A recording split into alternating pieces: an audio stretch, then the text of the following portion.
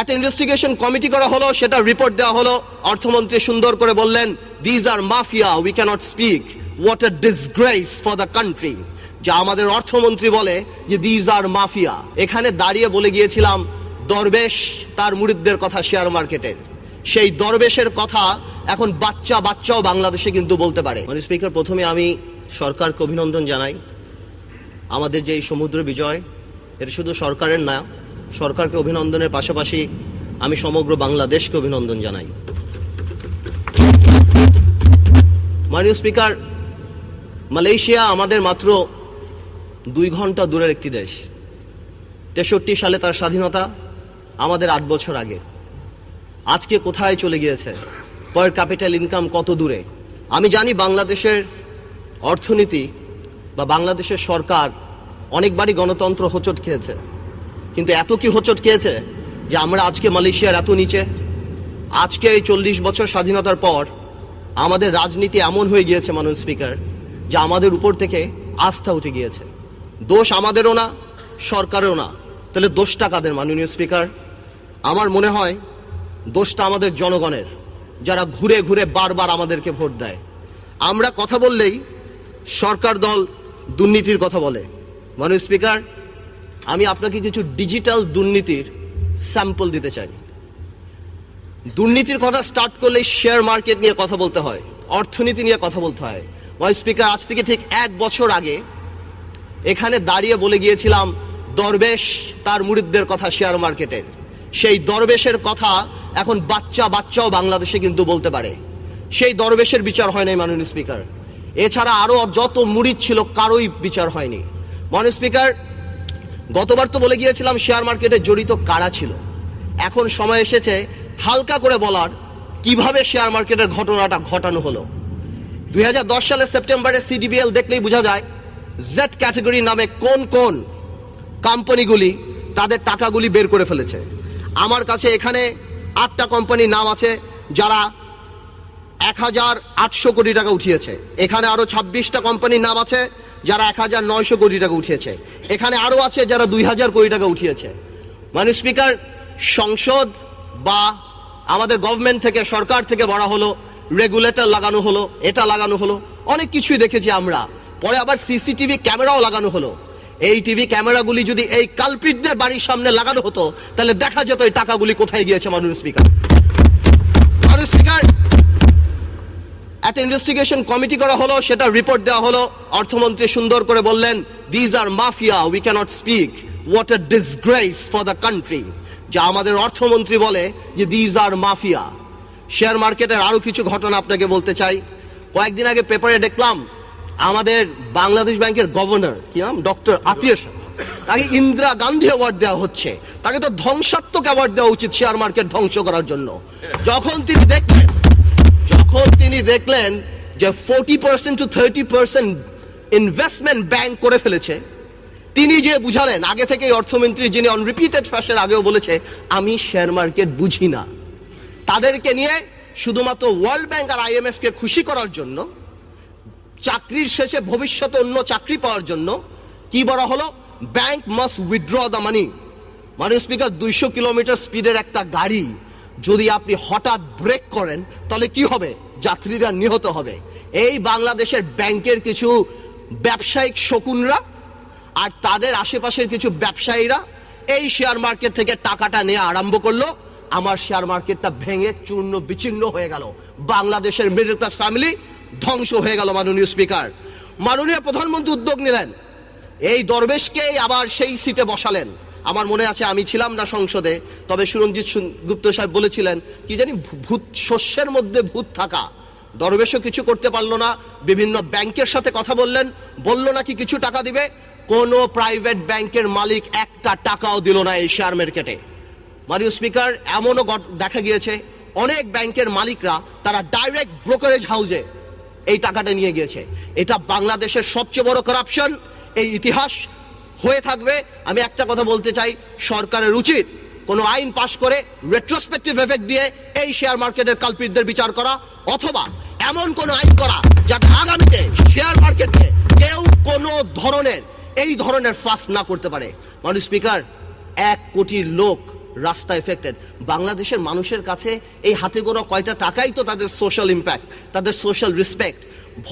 যাদেরকে আপনি দেখেন মাননীয় স্পিকার রাস্তায় দাঁড়িয়ে শেয়ার মার্কেটের জন্য চিল্লাচিল্লি করছে, তারা কিন্তু সর্বস্ব হারিয়েছে।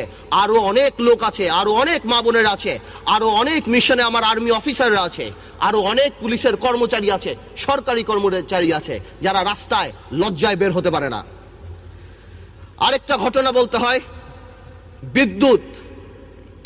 এই সরকার ক্ষমতা আসার পর অফকোর্স তাদের নির্বাচনী ম্যানিফেস্টো ছিল অনেক বিদ্যুৎ দিবে। I am sure, I want to personally thank যে আমরা অনেক এফর্ট কাগজপত্রে দেখেছি, কিন্তু প্রথম 1 বছর নাড়াচাড়া করে কিছুই কিন্তু করতে পারে না এই সরকার। এই সরকার তাদের পছন্দ মতো কিছু লোককে বিদ্যুৎ প্ল্যান দিতে গিয়ে অনেক ভালো ভালো কোস্টাল সাবা থেকে আরম্ভ করে অনেক কোম্পানিকে বিদ্যুৎ দেয় নাই। একটা কৃত্রিম প্রবলেম এই দেশে বিদ্যুতের দাঁড়িয়েছে, কিন্তু তারপর ইনডেমনিটি পাশ করে কি করা হলো, আনসলিসিটেড বিদ্যুৎ প্ল্যান দেওয়া হবে। তারপর আরম্ভ হলো ফার্নিচার কোম্পানি, অটোবি, চানাচুর কোম্পানি, এই কোম্পানি সেই কোম্পানি, কুইক রেন্টাল দেওয়া। কুইক রেন্টাল দিয়ে দেশটাকে কুইক ডিস্ট্রয় করে দেওয়া হচ্ছে। 20,000 crore টাকা মাননীয় স্পিকার আমাদের তোফায়েল আহমেদ সাহেব সেদিন বলেছে। আমি জবাব দিচ্ছি, বিদ্যুৎটা গেল কোথায়? বিদ্যুৎ আসবে না মাননীয় স্পিকার, বা আমাদের চাহিদা মতো আসবে না, কারণ চায়নাতে কোনো ভাঙ্গা মেশিন আর নাই, সব বাংলাদেশের বিদ্যুৎ প্ল্যান্টে লেগে গিয়েছে। এই ধরনের কোম্পানিরা এনে সব লাগিয়ে দিয়েছে। 20,000 crore টাকা আমরা ভর্তুকি দিই মাননীয় স্পিকার। এই টাকা দিয়ে আমরা ঘোড়াশালকে ঠিক করতে পারতাম না? তারপর 1 বছর লাগা গেল বেস প্ল্যান করার জন্য। কি বেস প্ল্যান? টেন্ডার হবে। খেলবে কে মাননীয় স্পিকার? খেলবে আমাদের বিদ্যুতের ম্যারাডোনা। এই ম্যারাডোনাকে সামিট গ্রুপ, আমাদের ফারুক খান সাহেবের ভাই, সেই সামিট গ্রুপ হলো আমার বিদ্যুতের ম্যারাডোনা। আগে 200 মেগাওয়াট বিদ্যুৎ করেছেন, এখন আপনি তাকে মেঘনাঘাট দিয়েছেন, BB101, BB102। ওদিকে ডক্টর ইউনুস সাহেবের সাথে যে ঘটনাটা ঘটেছে, ওয়ার্ল্ড ব্যাংকও দরজা আটকে দিয়েছে, IMFও দরজা আটকে দিয়েছে, এখন আর ফান্ডিং নাই।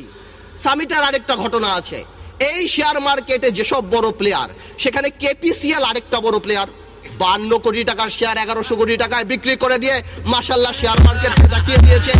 সুতরাং সামিটের ইন্টেনশন ছিল এই 1000 মেগাওয়াট বিদ্যুৎ দিয়ে $1 বিলিয়ন উঠিয়ে আমরা আবার শেয়ার মার্কেটে যাব, আমরা আবার 20,000 কোটি টাকা বের করব।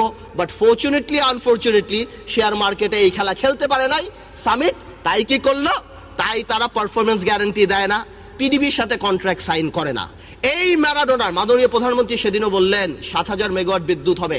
বলতে চাই, এক পরিবারের কাছেই কিন্তু 1200 মেগাওয়াট জিম্মি। এইবার আসলো আরেকজন, এর নাম আমরা দিয়েছি বিদ্যুতে মেসি। ইনি হলো মেসি, ইনি হলো ওরিয়ন গ্রুপ। 1200 মেগাওয়াট বিদ্যুৎ দিয়েছে। একটা কোম্পানিকে সামিটকে দিল 1200, ওরিয়নকে দিল 1200। বাংলাদেশের 5,000-এর 2400 এই দুই পরিবারের হাতে। তার মানে কি, আমার দেশের অর্থনীতি, আমার দেশের স্বপ্ন সবকিছু দুইটা পরিবারের কাছে জিম্মি। আর চুরি নাকি খালি আমরা করি, কথায় কথায় দুর্নীতি আমরা করি। এরা এমন কোন ম্যারাডোনা, এমন কোন মেসি? কেন আমরা 20,000 কোটি টাকা ভর্তুকি 10,000 কোটি টাকা ঘোড়াশাল ঠিক করতে পারতাম না? আমাদেরকে পিডিবির 600-700 মেগাওয়াট নষ্ট হয়ে যাচ্ছে। আমি আবার জিনিস দেখলাম, ইনসিডেন্টলি বা কোইন্সিডেন্টলি বিদ্যুৎ মন্ত্রণালয়ের সাথে আবার বিমান মন্ত্রণালয়ের একটা সুন্দর সম্পর্ক আছে। আমরা যেমন আমাদের নিজেদের পিডিবির প্ল্যানগুলি বসায় রেখে এই কুইক রেন্টালগুলি চালাই, বিমান মন্ত্রণালয় দেখি আমাদের প্লেনগুলি বসিয়ে রেখে লিজার প্লেনগুলি গাড়ি চালায়, যাতে করে ভালো 2 পয়সা কামাই হয়। মাননীয় স্পিকার, আমি তো শুনতাম আওয়ামী লীগ গরিবের সরকার, জনসাধারণের সরকার, ছোটবেলা থেকেই শুনে এসেছি। মাননীয় স্পিকার, এখন দেখি আওয়ামী লীগ ব্যাংকারদের সরকার। কই বাবা? এই যে রাজনৈতিক বিবেচনায় নতুন ব্যাংক। মাননীয় স্পিকার, মাননীয় প্রধানমন্ত্রী অনেকবার বলছে আমার এমপি মন্ত্রীদের টাকা পয়সা জমা দিতে হবে, কে কত টাকার মালিক, তথ্য অধিকার, এটা সেটা, কিন্তু আমরা পাইনি। বাট আমি কষ্ট করে ইলেকশনের হলফনামা থেকে বের করে নিয়ে আসছি, সবগুলি বলবো না। ফার্মার্স ব্যাংক, আমাদের অনারেবল মেম্বার অফ পার্লামেন্ট, আচ্ছা নাম বললাম না। ফার্মার্স ব্যাংক করতে মাননীয় স্পিকার আপনাকে জানাই 400 কোটি টাকা লাগে, 4-এর পর 9টা শূন্য, এবং একটা ডাইরেক্টরের 35 কোটি টাকা। ফার্মার্স ব্যাংক যিনি করলেন ইলেকশনের হলফনামায় 39 লক্ষ টাকার মালিক। মেঘনা ব্যাংকে করলেন কোটি বাটি মিলে 27 লাখ টাকার মালিক। ফেডারেল ব্যাংক যিনি করলেন কোটি বাটি মিলিয়ে 1 কোটি 1.5 কোটি টাকার মালিক। দুর্নীতি নাকি আমরা করি? ইয়া খোদা, আমার কথা কি, দুর্নীতি অনেকেই করে লুকায়া টুকায়া করে, কিন্তু এইটা কি দুর্নীতি? খুল্লা দুর্নীতি।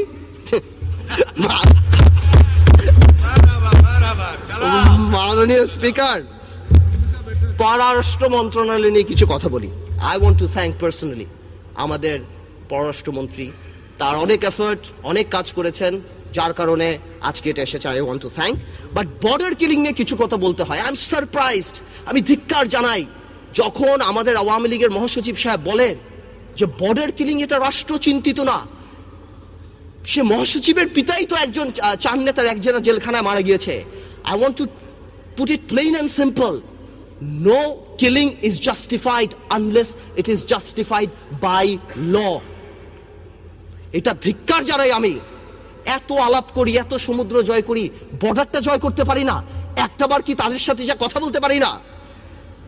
আমাদের ফরেন মিনিস্টার আরো বললেন সৌদি ডিপ্লোম্যাট মারা গেল, এটাতে কোনো এফেক্ট হবে না। সৌদির ডিপ্লোম্যাটও তো ইন্টেলিজেন্ট না মাননীয় স্পিকার। ওই তারিক আর খালাস বলে 20 লক্ষ বাঙালি পাঠিয়ে দিবে, তখন কিন্তু আমাদের রাস্তায় পড়তে হবে। আমাদের উচিত মার্কেটে রিউমার আমাদের ফরেন মিনিস্টার নাকি সৌদি আরবের ভিসা পায় না, আমাদের উচিত শিশু টেক এনাফ এফর্ট সৌদি আরবের যে এই জিনিসটা সমাধান করা হোক। তিস্তা নিয়ে কিছু কথা বলতে হয়। সারা Bangladesh NDTV, Indian television, BBC সব জায়গায় দেখলাম মমতা আসবে না, কিন্তু আমাদের ফরেন মিনিস্টার বলল মমতা আসবে। সবাই বলে মমতা আসবে না, ফরেন মিনিস্টার লাস্টের দিনে বলল মমতা আসবে। বাস্তবে মমতা আসলো না। তিস্তা হয় নাই, তাই ট্রানজিট হবে না। Both are independent, one has nothing to do with other. তারপরে কি হলো না হলো, এখন শুলি ট্রানজিট হয়ে গেছে। আমার মনে হয় পররাষ্ট্র মন্ত্রণালয়টা আরেকটু এফিশিয়েন্টলি হ্যান্ডেল করা উচিত। Going back to the share market, একটা জিনিস আমার মনে আসছে, মাননীয় অর্থমন্ত্রী এবং আরো অনেকে, মশিউর রহমান সাহেব ওই সুইপিং কমেন্ট তো করেই যে এটা বন্ধ করে দিতে হবে, ফটকাবাজ এটা সেটা। But I think on repeated fashion তারা এটাও বলেছেন যে আমরা শেয়ার মার্কেট বুঝি না। আমার মনে হয় একটা স্টেট মিনিস্টার বা এমন কাউকে রাখা উচিত যিনি শেয়ার মার্কেট বুঝে, কারণ 1 কোটি লোক এটার সাথে ইনভলভড। মাননীয় স্পিকার, মিডিয়া নিয়ে একটু কথা বলি।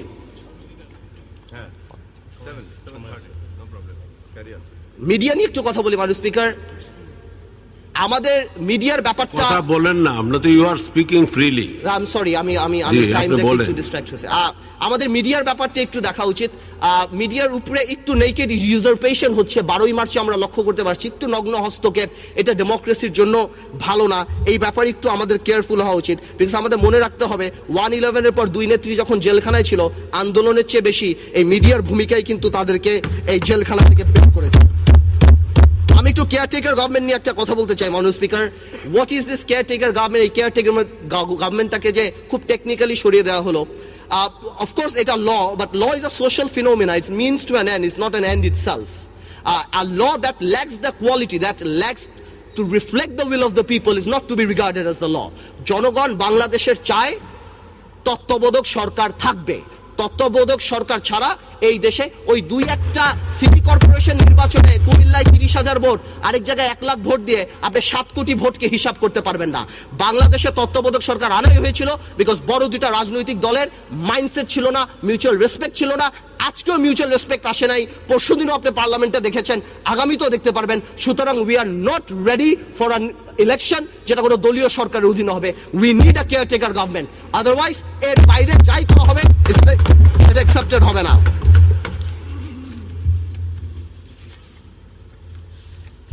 মাননীয় স্পিকার, ইভিএম নিয়ে একটু কথা বলতে চাই। প্রায় আমি দেখি সরকার ইভিএম নিয়ে কথা বলে, আমি একটু অবাক হয়ে যাই যে সরকার কেন ইভিএম নিয়ে কথা বলে। ইভিএম নিয়ে তো কথা বলবে নির্বাচন কমিশন, আমরা সেনা বলবো ইভিএম এ যাবো কি যাব না।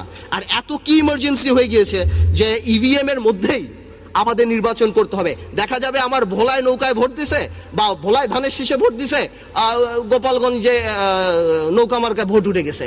We are not ready for the system as on yet. Of course pilot বেসিসে 2-1টা সেন্টারে করা যেতে পারে, বাট আমার মনে হয় যে এই সিস্টেমটার জন্য আমরা এখন রেডি না। আমরা একটা ফ্রি ফেয়ার নির্বাচন চাই, যেটাতে কারণ তত্ত্বাবধায়ক সরকার তো রেডি করা হয়েছিল ফ্রি অ্যান্ড ফেয়ার নির্বাচনের জন্য।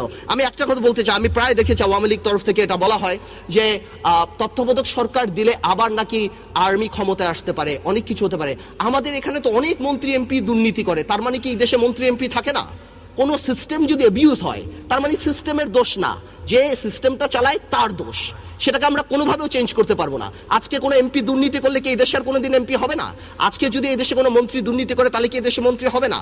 আমার মনে হচ্ছে এটাকে ঘুরায় প্যাচে আনা হচ্ছে। দলীয় সরকারের অধীনে নির্বাচন কোনোদিনও হবে না, দেশ আরো খারাপের দিকে চলে যাবে। মাননীয় স্পিকার, আর অর্থনীতিতে আরেকটা ব্যাপার আছে, সেটা নিয়েও কথা বলতে হবে। টেলিকমিউনিকেশন মন্ত্রণালয়, স্পিকার, টেলিকমিউনিকেশন মন্ত্রণালয়ের অবস্থা কিন্তু একদমই ভালো না। বিটিআরসি কিন্তু রেগুলেটরি কমিশন না হয়ে কেমন জানি একটা মোরাল সরকারের ভূমিকা পালন করছে প্রত্যেকটা টেলিফোন কোম্পানির সাথে। এছাড়াও এই আইজিডব্লিউ আইসিএক্স লাইসেন্সগুলি, ইভেন কি শিক্ষা মন্ত্রণালয়ের প্রাইভেট ইউনিভার্সিটির লাইসেন্সও এমন লোককে দিয়েছে যে মিলেনিয়াম বানান করতে পারবে না। বাট এনিওয়েজ, এমন লোকজনকে দেয়া হচ্ছে 11টা 12টা আইজিডব্লিউ লাইসেন্স দেওয়া হচ্ছে, 25টা 30টা করে দেওয়া হচ্ছে। এবং মার্শাল্লাহ, আগে ভিওআইপি 2টা একটা আসতো, এখন ভিওআইপি ছাড়া বিদেশ থেকে কোনো ফোনই আসে না বাংলাদেশে, এখন সব কিছুই ভিওআইপিতে আসে। এই ব্যাপারে একটু কেয়ারফুল হওয়া দরকার। মাননীয় স্পিকার, সাগর রুনি নিয়ে আমি ছোট্ট একটু কথা বলতে চাই। মাননীয় স্পিকার, অ্যারিস্টটল যখন এই গণতন্ত্রের থিওরি দেয় তখন he never emphasized or anticipated that there something called media, এবং মিডিয়ার ভূমিকা পৃথিবীতে এত বড় হবে। আজকের দিনে আনডাউটেডলি মিডিয়া গণতন্ত্রের একটা স্তম্ভ। এই মিডিয়াকে নিয়ে যদি সরকারের তরফ থেকে সুইপিং কমেন্ট বা অ্যাটাকিং কমেন্ট হয় তাহলে মিডিয়া প্রতিপক্ষ হয়ে যায়, হালকা হয়ে যায়। আজকে যদি সরকার জুডিশিয়ারিও নিয়ে এরকম কমেন্ট করে তাহলে দেখা যাবে কোনো ভদ্রলোক জাজমেন্ট পছন্দ না করলে সেই জাজের উপরে চড়াও হয়ে যাচ্ছে। We should be careful when making comments about media, because মিডিয়াকে যদি আমরা ভালনারেবল করে দেই তাহলে যে কেউ মিডিয়ার উপরে অ্যাটাক করতে পারবে এবং সেটার বিচার হবে না। আমাদের উচিত প্রত্যেককে কমপ্লিমেন্ট করা। That's the way it should run. 12ই মার্চে যে ভূমিকা ছিল সরকারের, আমি দেখলাম সরকার বলল, সবচেয়ে ভালো হানিফ সাহেব বলেছে আওয়ামী লীগ নাকি সরকারের পরিপূরক। আমি আমি আমি আমি খুব চিন্তিত হয়ে যাই এই বুদ্ধিমত্তা দেখে যে সরকারি দল নাকি সরকারের পরিপূরক। মানে I want to thank the home minister and Hanif সাহেব যে সাগর রুনি হত্যাকাণ্ডের জন্য ছাত্রলীগের দায়িত্ব দেয় না ইনভেস্টিগেশন করতে, কারণ সরকারের তো পরিপূরক দেখা গেল ওইটার জন্য দিয়ে দিতে। এটা সত্যি না। সরকার সরকার, আর রাজনৈতিক দল রাজনৈতিক দল। রাজনৈতিক দল সরকার যখন হয় হি ওয়্যার্স টু হ্যাটস, একটা হলো প্রাইম মিনিস্টারের, আরেকটা হলো দলীয় প্রধানের। এটাকে কোনোভাবেই মিঙ্গেল করা যায় না, কোনোভাবেই ওভারল্যাপ করা যায় না। এনিওয়েজ, মাননীয় স্পিকার, 12ই মার্চ নিয়ে যে কথা বলছিলাম, যেই কমেন্টগুলি করা হলো যে কোনোভাবেই আমাদেরকে বাধা দেওয়া হয় নাই, ইটিভি বন্ধ করে দেওয়া হয়েছে, বাংলা ভিশন বন্ধ করে দেওয়া হয়েছে, কত কিছুই তো করা হয়েছে। বাট একটা মেসেজ খুব ক্লিয়ার আমি দেখতে পেলাম, এই যদি মাইন্ডসেট হয় একটা মহাসমাবেশের, তাহলে এই দলের অধীনে আমরা কিভাবে নির্বাচন করতে পারি? কিভাবে? এতটুক আত্মসংযম, আত্মশুদ্ধি, আত্মসমালোচনা শোনার মতো যদি মাইন্ডসেট না থাকে। গণতন্ত্র এই সংবিধানে না, গণতন্ত্র হলো মাইন্ডসেটে, চিন্তা চেতনায় গণতন্ত্র থাকতে হবে, তাহলে এই দেশে গণতন্ত্র আসবে। মাননীয় স্পিকার, আমি আর বেশি সময় নিব না, একটা কথা বলি, পলিটিক্সে there is a simple line, that is the straight line. আপনি জনগণের জন্য কাজ করবেন, জনগণকে আপনাকে ভোট দিবে। আপনি এর বাইরে যা চিন্তা করবেন সেটাই কনস্পিরেসি, যত উপরে উঠাবেন পতন ততই খারাপ হবে। মাননীয় speaker, calm down, you'll have your turn if you understand English. মাননীয় স্পিকার, লাস্ট আমি ভোলা নিয়ে একটা কথা বলবো। আমি গতবারও বলেছি আমার ভোলার নদী ভাঙনের অবস্থান খুব খারাপ। আমি আপনার মাধ্যমে একটু বলতে চাই যে আমি আসলে আপনার মাধ্যমে আমাদের সিনিয়র মেম্বার তোফায়েল আহমেদ সাহেবকে একটু অনুরোধ করতে চাই যে ভোলায় যত টেন্ডার হয়, এই না মাননীয় স্পিকার, আমি অনুরোধ করছি যে এই যে মানব জমিনে লেখা, এই প্রত্যেকটা পত্রিকায় লেখা আত্মীয় স্বজন, টেন্ডারবাজি, পিস্তলের বাট, আমার ভোলায় সংশ্লিষ্ট মন্ত্রীদের কাছে হাত জোর করি, যত টেন্ডার হয় ঢাকাতে করেন। যত পানির টেন্ডার হয় এগুলি ঢাকায় টেন্ডারবাজি করেন, আমার এখানে করার দরকার নাই। আপনাকে ধন্যবাদ মাননীয় স্পিকার।